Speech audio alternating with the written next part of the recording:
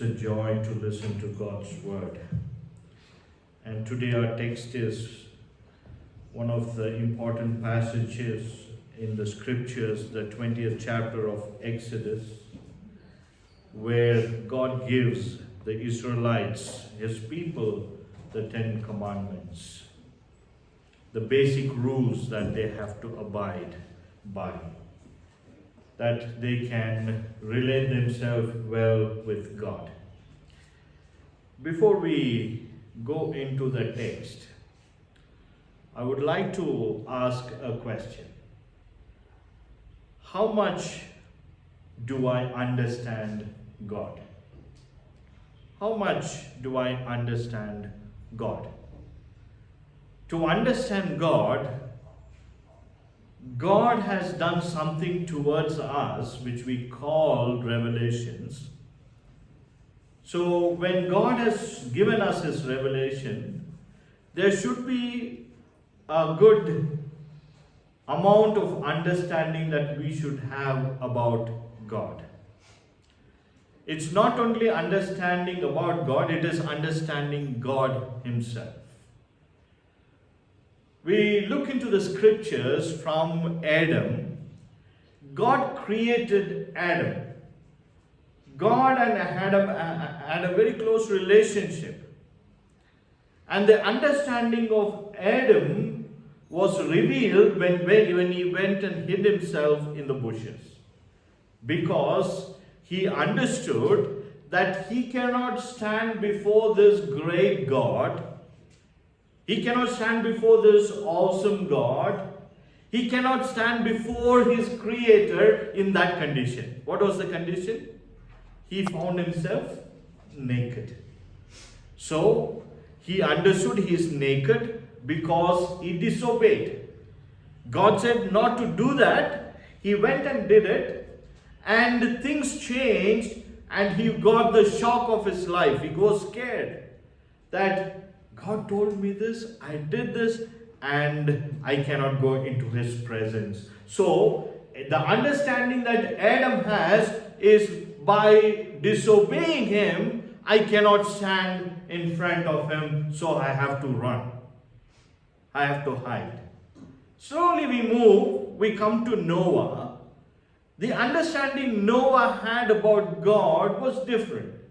Noah's understanding was God is giving him a task. God said, Noah, I want you to build an ark. So he gives the length, breadth, all the measurements to Noah. And God says, you and your family will be safe if you do this. You'll be safe in that ark.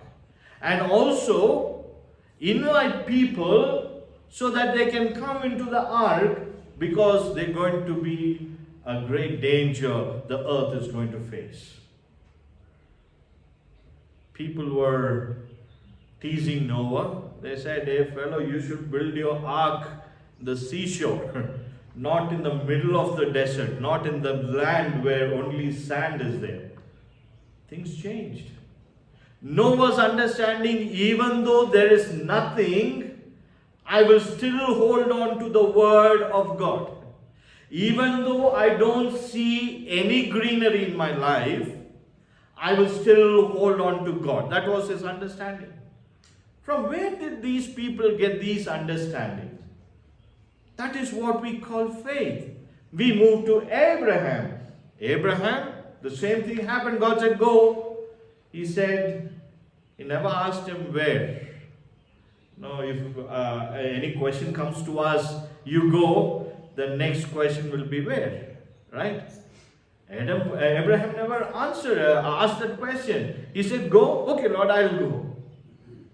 So, his understanding was to totally depend on him. He doesn't know where he is going. He doesn't know where to put a step next. All he has to do is holding on to God, telling him, asking him, Lord, where? Where next? What to do next? Where shall I put my feet next? East or west? North or south? Straight or the sideways? I don't know. You help me. So his understanding was totally dependence on God. Then we move on we come to Moses. In between Isaac and Jacob is there, but the major people who had their understanding, Moses was a great man, a great warrior, a learned man.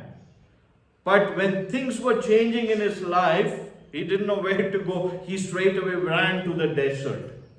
And he said, this is where my life is going to be. Desert life. So he picked up some sheep. He started grazing them. And the Lord appeared to him and said, go bring my people who are in bondage. And he asked, Lord, who are you? How can I go and tell these people? He said, I am is the one who's sending you. So Moses' understanding was different. He said, oh, there is somebody great who is above me. So if I obey this person, even though I go into all kinds of troubles, he will take care of me. The understanding of God. Because God's revelation was so clear to these people that they were holding on to him in whatever situation came their way. They never let God go. Now the question is, what is my understanding about God? We read the scriptures, we understand, we learn from these people, and the question is, what is my understanding about God? The same question was with Israelites. What is your relationship with God? And God has to introduce himself to them, saying that I am your God, who brought you out of bondage, out of Egypt, out of slavery. And now it is your responsibility to keep me as your God. That is where the commandments come in place. Israel, now and then, God was proving them every time. They lacked something, God immediately intervened and provided whatever they lacked. They grumbled, God was there in sorting things out. They saw how God was dealing with these people, with the Egyptians, when they were in Egypt, 400 years. They got the culture of the Egyptians. They got soaked themselves with their way of worship. They forgot the Lord God. And now God is coming back and say, I am the Lord. I am the one who's going to take you out. I want you to worship me because you're my people. And God was showing them again and again signs and wonders, sending them plagues so that Israelites can see how God is bigger, how God is higher, how God is supreme, how God is awesome, how God is great than the gods of Egypt. But they never believed. Look at the text in Matthew, a very interesting text. Matthew 21:33-46. This is how we people understand God. Here is a master, a landowner. He buys a land. He buys the land, he puts a fence around it. He protects that. He plants a vineyard and he puts a wine press. That is, this master had a very clear picture of what he is doing. He wanted his life to be established. He never did anything, in a simple way. He really poured all his investment, his money into that. He fenced it. He made a wine press so things can be easier. They need not to go here and there. Everything can be done there. And finally he gives to some people and say, you take care of my vineyard. Leasing it out. In nowadays, leasing is money involves in that. In those days, for their work they can take some, and for the owner they have to give some. The fruit. No money was involved. So, labor was given, and fruit is taken by the master, and to some percentage will be taken by the laborers. That was the understanding. But the laborers did their work, but they were not interested in giving to the master. They wanted to keep it for themselves. This is the attitude of person. Here is the master who's generous, who made everything, who invested on everything, and he gave it to somebody saying, this is my property, you enjoy it, you take care of it, only give me so much of the fruit to me, but the remaining you can take it. But these people were not showing their gratitude. They said, no, we will not do this. They were very strong in their understanding. So the master sends his people. See, the year is gone. Please go get my fruit. The servants go. The ones who leased it out, the workers, treated them very badly. They beat them. They killed them. That's it. Master was furious. Again, he is sending another group of men to go get the fruit. There again, things change. They kill them, they beat them. That's it. The third time the master thinks, okay, if I send the servants, they are killing them. Let me send my own son. We'll see what's going to happen. He had a trust on those workers saying, if my son goes, they will listen. They will be scared. There will be a fear so that they will give back whatsoever is needed or whatsoever should be given back. The son goes, they said, here comes the heir. If we take him off, the whole thing will be ours.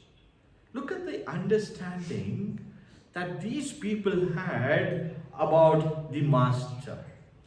The same as Israelites. The Israelites had a very bad understanding, and that's why I've titled my sermon saying the reality of relationship, which in other words, it is setting our relationship right with God. We move to the stories in the New Testament. There's so many stories we talk about relationship with God. God reveals him so much, but the understanding that people has is only a little. So finally he comes to a conclusion and says, even if you have faith like a mustard seed, things will happen. At least have that much of faith. I'm not expecting you to have a faith like the mountain. I want you people to have faith like a mustard seed. So things will happen. At least to that extent can you give your life. God was pleading and pleading and pleading with his people. That songs that we sang, who's faithful? Any song that we sing, Lord, I am faithful to you. No song that we sing, I am faithful to you. We live among the creation of God, right? The beautiful psalm which was read to us, Psalm 19, is a beautiful psalm, a poetic psalm which gives the description of God's handiwork. The heavens declare the glory of God. And there he talks about the son as a bridegroom who comes out of the chamber. Such a beautiful creation. We live among that, but we are not faithful. We are in the midst of God's creation. Everything we see is the handiwork of God. We see, we touch, we do everything, we talk about it, but we forget God. Only we sing about songs, we sing the songs about God being faithful.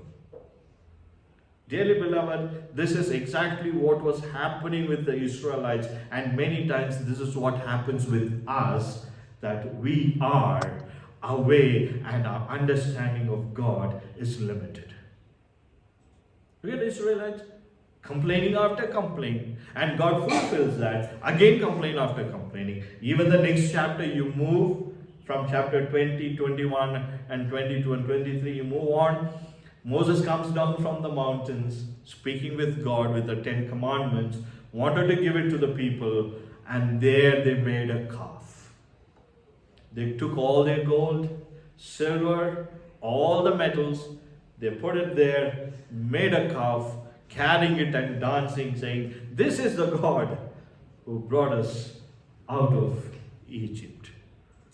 But to God they cried, did you bring us here to kill? Look at the understanding of the people. Can you see the difference?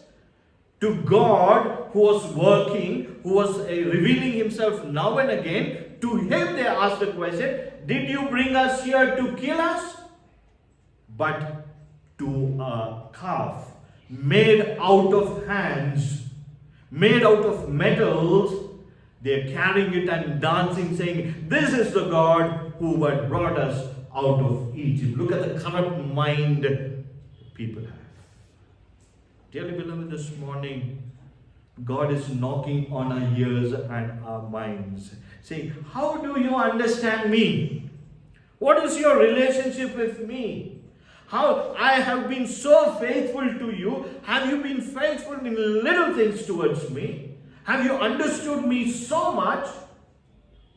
What is your relationship with me? And God, in telling people all that, He gives these instructions. The first 4-5 instruction is towards God, and the remaining instruction is towards man. In other words, the 10 commandments connects God and it connects people. If our connection with God is correct, our connection with people will be also correct. If our connection with God is missing somewhere, our connection with people will be also missing somewhere. There will not be any relationship. Paul puts it very clearly in the Philippians chapter. In Philippians, when Paul was writing to the church in Philippi, it's one of the beautiful church. People were so good. They loved Paul, they loved the Lord. They poured their heart for the ministry.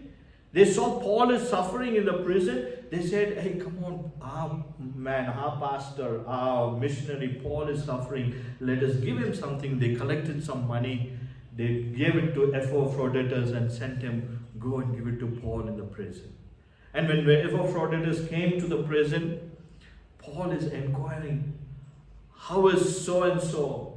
How is this brother? How is that brother? You know, he got saved the other day. How is he standing in the Lord? How is the church doing? Are they worshipping in the right way? Are they all holding on to their faith? Are they standing firm in the faith? That was his concern. And Epaphroditus says, Paul, things are moving positive. There is no problem except little things. That is, you know, Laodicea and Syntyche, they are having some misunderstanding. And some brethren in the church, they feel that they are a little superior than the others.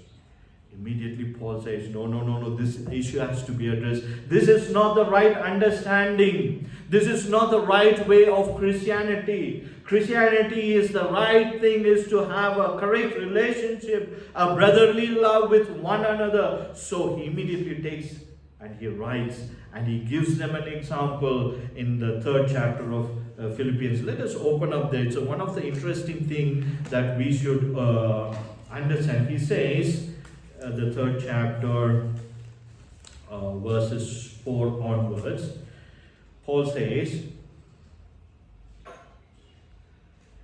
though I also might have confidence in the flesh, if anyone thinks he may have confidence in the flesh, I have more. In other words, what Paul is saying is, if you want to say that you're somebody great, you want to say that you want to be somebody superior, I have more. I have more to say. He says that he is, I'm sorry, I missed it. Yeah, he says that he was from the tribe of Benjamin. Benjamin tribe is a warrior tribe, very highly respected tribe in Israel, from where Saul comes, right? Paul's name was Saul because they named him after Saul, because Saul was the first king of Israel. So he says, I was circumcised on the 8th day according to the tradition. I'm superior than everybody. I'm perfectly fitting into the law. And he says, the stock of Israel, the tribe of Benjamin, a Hebrew of the Hebrews. I cannot give up my thing. I am a Hebrew. That tone itself was so powerful. I am a Hebrew. And he says, concerning the law, I am a Pharisee. I learned it, page to page. I drank every word in it. I've digested. So everything that moves in me is Pharisaical, is the law.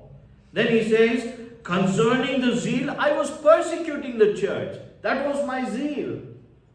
And my Pharisaical teaching never helped me in understanding God and others, but my Pharisaical teaching was giving me, saying these people are against God. I have to kill them, persecuting the church.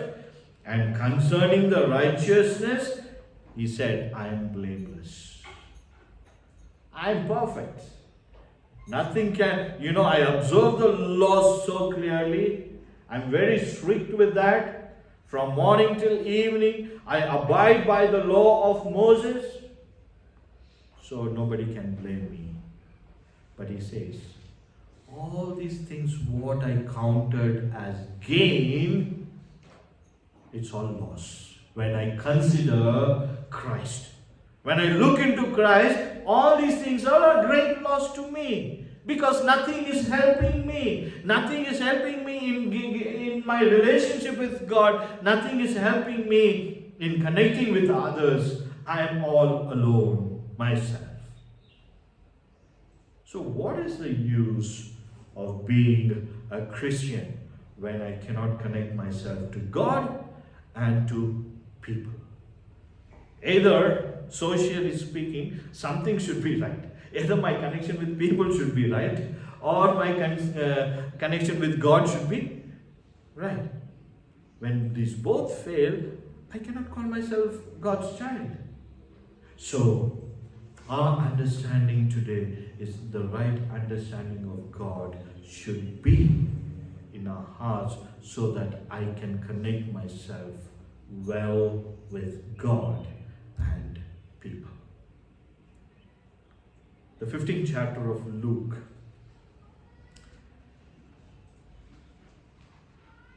Stories of parables are there. 3 parables. The story of the woman who lost her coin. There's a connection between the woman and the coin. Because in the olden days, the husband gives her some money during her engagement. That money she has to keep it safe because in case the husband dies, this woman should use that money for her livelihood. So all these married women in Israel will wear that coins or that money whatsoever the husband gives on her forehead. So that is not the connection between the coin and the woman, it's a connection between the husband and the wife. So if the woman loses one coin, she sweeps the house, or our flooring is all different today. Their flooring is only mud.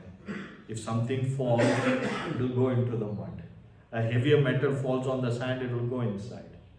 So it's a tedious work for this woman because that's precious to her. Because she cannot lose one. It is a disgrace to her husband. You haven't kept your thing properly. I've given it to you. It's my sacrifice.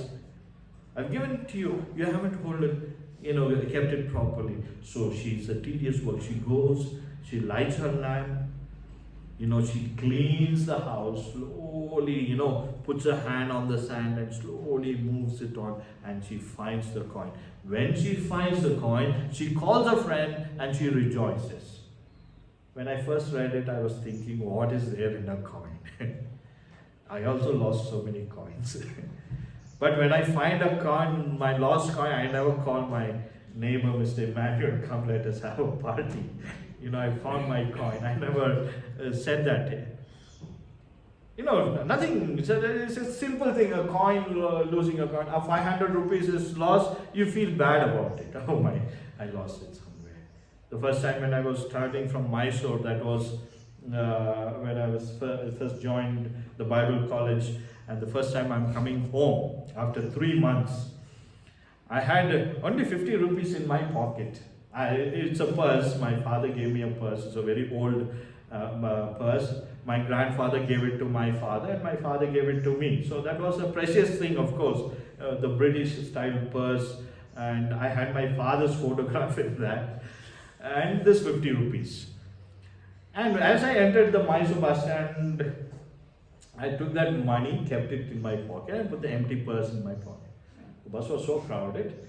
Somehow I got into the bus and took the tickets and all, and the change was given to me. Then I was searching for the purse is gone. It's gone. I felt very bad. So something precious is gone, but definitely when I would have found that purse, I would have rejoiced.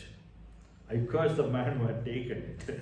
I don't know whether it's right or wrong, but that fellow, of course, he would have cursed me because nothing was there. So, something precious goes, you feel that's it. But when something precious comes back to you, you rejoice. That is the story there. So, the understanding, the giving, the understanding between the husband and wife, it is all important. So, she makes it precious. That is the relationship that we should have, the precious relationship. Christ gave his life for us. He shed his precious blood for us so that we can be his people, a people of his pasture. Always in the scripture it says, it's my people, his people. That relationship is so beautiful. Then we come to the sheep. The story is something similar to that. And we come to the lost son. The son misunderstands the father, goes into the far country, lives a very worldly life, loses everything, and finally comes to his senses. He says, I will go to my father, and I will tell, Father, I have sinned against you. I've sinned against heaven and against you. Dearly beloved, this morning, it is our greatest responsibility to knock on our hearts and ask, what is my understanding about God? If my understanding is clear, the reality of my relationship lingers. That is setting my relationship right with God. If that fails, I have failed. Because a day will come. I have to stand in front of God and I have to give my account and say, oh Lord, I'm sorry. There is no excuse at that time. We are the time of excuses. It's the time of grace where we can set ourselves right with God. And it is today. Let us focus on that. And the elder brother comes. And he comes with a grudge in his heart. Right, this fellow, he was living a wicked life. You're taking him in, giving him a party. Father, what happened to you? Are you mad? Father said, no, son. He's your son, brother. He was dead, he is alive. There is a reason for us to rejoice. He was dead, he was alive.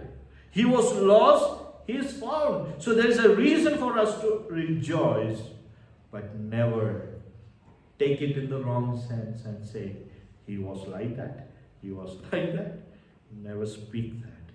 He is afresh in your presence. Accept him as he is. That is the relationship. So the father is setting two things: the relationship with father, the relationship with his brother. Dearly beloved, this morning, let us seek God. Let us hold on to him and say, this is what I want, Lord. First, I have to set my understanding clear with you. The second thing, I have to set my understanding, my relationship clearer with others. May God bless us as we move on as God's people. Of course, we don't have much time to go into the text and to bring it out, but the basics of our Christian life, setting ourselves right with God and to others. And that is where the understanding part of God comes into play. Let us understand God. He has revealed Himself in His Word. Hold on to Him. You're lacking something. Please understand He is your Jehovah Jireh. He will provide. You're feeling lonely. Hold on to Him. He says, I never leave you nor forsake you. Are you depressed? He says, I am the one who gives you peace. You don't see greenery in your life, everything you see desert. Hold on to Him. He says, I'm walking with you even in this situation. But our understanding is, why all this desert should come into my life? Don't ask that question. Because Isaiah 43, it says, even though I walk through in fire, it will not consume me. Fire is there. River is there. We will walk through that. But the promise is, fire won't consume, river won't swallow. But He will lead us through. That is the promise. So let us not misunderstand God and why you are sending fire in my life, Lord. Why are you sending river in my life, Lord? Why are you putting me in all kinds of desert, Lord? Don't ask that question. But our understanding should be on the other side. Even though I walk through that, you are there with me. You're always there with me. So God has revealed, and He is there in every situation. And let us not feel rejected or left alone. He is there to hold us. Hold on to God, and He will lead you through, lead us through. That is the understanding we have. May God bless us and lead us in the day.